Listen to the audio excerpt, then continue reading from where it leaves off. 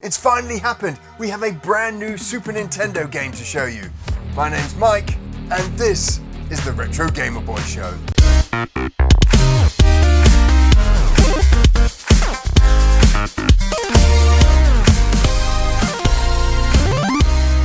A lot of what we do on the Retro Gamer Boy Show is to bring you brand new games for old consoles. The Sega Genesis and Mega Drive feature a lot on this channel because the community for indie development on it is just so active. Nearly every single month we have a brand new game for those classic 16-bit consoles. We sometimes get some NES games, and also Game Boy games frequently pop up on the channel. But what hasn't come up at all on the Retro Gamer Boy Show is a brand new SNES game. Well, that's all about to change. The Super Nintendo dev scene is relatively quiet, and some think this is because of Nintendo's hardcore stance on unlicensed indie dev on their platforms. But this is a myth. Nintendo don't really care about indie dev games being made for their old consoles. After all, just look at the NES and Game Boy games out there. What they do care about is pirate software and IP infringement. You can make a game for the SNES, but you can't use Mario. You can play new games for your old Game Boy, but you can't take the ROMs you've not paid for. So yes, Nintendo are strict, but only really with stuff that they or other people own, which is understandable. So if Nintendo isn't the reason for the lack of new games on the SNES, then what is? Well, it's to do with the CPU. You see, the Mega Drive and Super Nintendo games were written in assembly. This is a coding language. It's a pretty tough language to get into and not commonly used in modern applications and games development. Games these days will be underpinned with more modern languages like C, C++, C#, and easier to use scripting languages like JavaScript. And so whilst both the Mega Drive and SNES CPUs love assembly, the Super Nintendo's 𝗵𝗺𝗶𝗴22 doesn't like modern languages.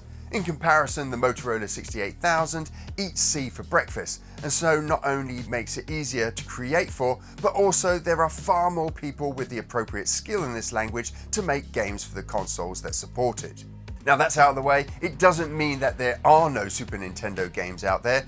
It just means that they're rarer, harder to find decent games that are considered true indie developed games rather than homebrew titles. And after a ton of searching, I found one. Today we're going to be taking a look at Dottie Dreads Nought. Dottie's been available for around 8 months now and was part of the SNES Dev Game Jam 2021 on itch.io. It was the winning entry and is available for everyone to download and play. But as you'll see in this preview, this game, with a little more content and a deal with a publisher like 𝗵𝗺𝗺𝗏 or Megacat, could be one of the most significant Super Nintendo releases in the last 10 years.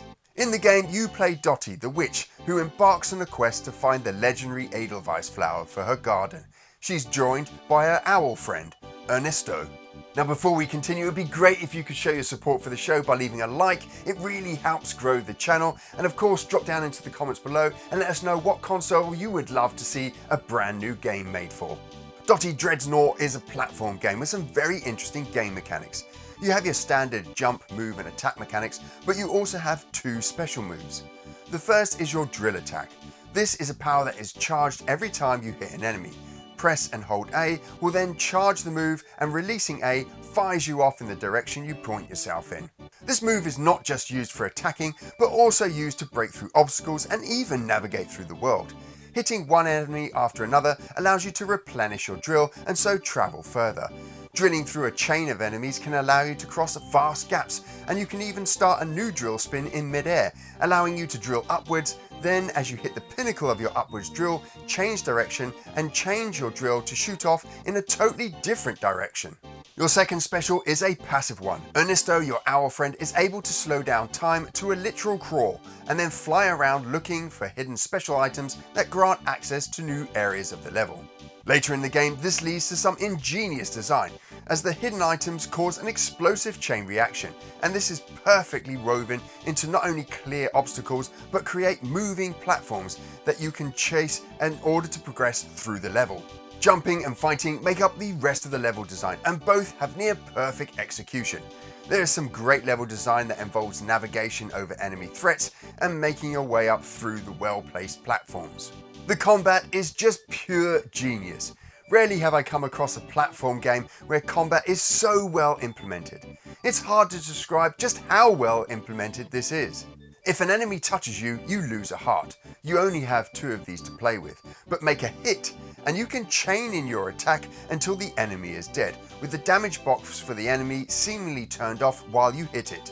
What this does is allow you to move from platform to platform and take on threats, even if it means jumping into their area of attack to make the jump. As long as you can get the hit in, then you can land on an enemy safely without taking damage and dispatch of that enemy. It means control and attack complement each other perfectly. It's an absolute joy to play. As I said earlier, you only have 2 hearts, but you can replenish those lost hearts periodically through the level. If you lose both hearts, you start the level from the beginning. You can lose all your hearts if you have a fatal fall, like into an abyss or lava. You have an infinite number of continues, and so you have plenty of chances to learn the levels. There are also end of level bosses, although these don't tend to be a big spectacle. As this was a game jam, it's really short, only 3 levels, and it will take you about 30 to 40 minutes to complete. But visually, this game is stunning. Something I'd expect to see from one of the big game studios back in the day. I'm not sure if the assets are original or borrowed, but in the description for the game jam, it says that some of the assets are from a previous project, so maybe they're original. Regardless, the art style is bold and cohesive, and does a great job of creating an engaging and compelling universe.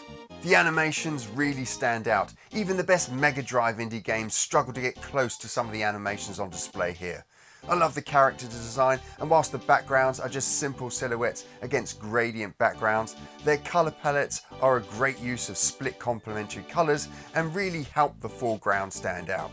Audio design is another area where the game really shines. Well-designed audio effects that vary between different actions and attacks are perfectly synced, giving attacks real weight. Great sound design can make the difference between an okay and a great game, and whoever designed these can be credited with helping to lift the game into greatness. The audio track is also well scored and fits the world down to a T.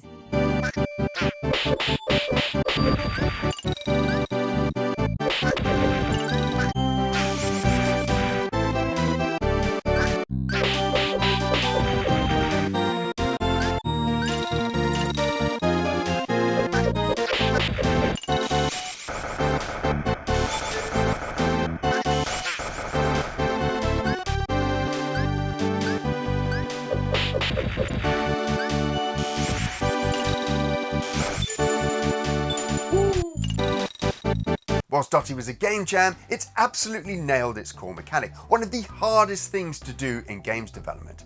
And so, if any of the people that developed this game are watching, this message is for you. You have a stunning game on your hands.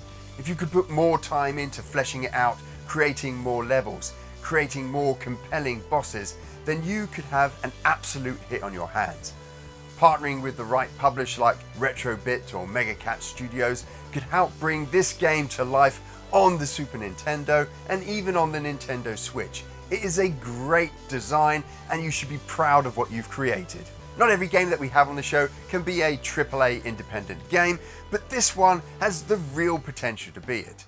I only wish it was on the Sega Mega Drive, my favourite consoles, but it's only fair that Nintendo fans out there also get a AAA title, and this deserves to be one on the console. And if they did bring it through to completion and had a physical release, I'd be first in the queue to buy one. Now, if you're new to the channel, you've enjoyed the show, why not consider subscribing? You can click on a little button just below the video. We make brand new retro gaming videos every single week. We release them on Monday, and so that you never miss them, you can also click on a little bell just below this video. Now, if you can't wait until next Monday, don't worry, because we've got a huge back catalogue of retro gaming videos for you to enjoy, 2 of which you can watch over here.